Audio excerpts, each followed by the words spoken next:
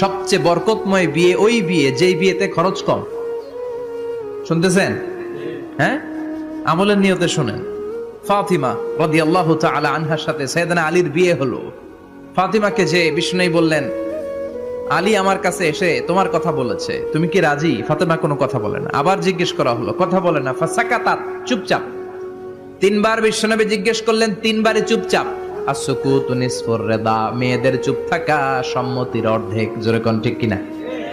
কি লজ্জাবতী নারী, কিছু বলেই না। তার মানে বাবা যেটা ডিসাইড করবে ওইটাই। ফাতেমার সাথে সাইয়েদনা আলীর বিয়ে হয়ে গেল।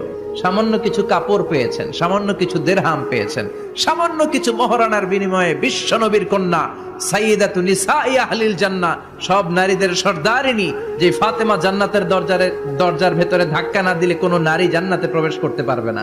সামান্য কিছু মহরানার বিনিময়ে বিয়ে হয়ে গিয়েছে। সুবহানাল্লাহ।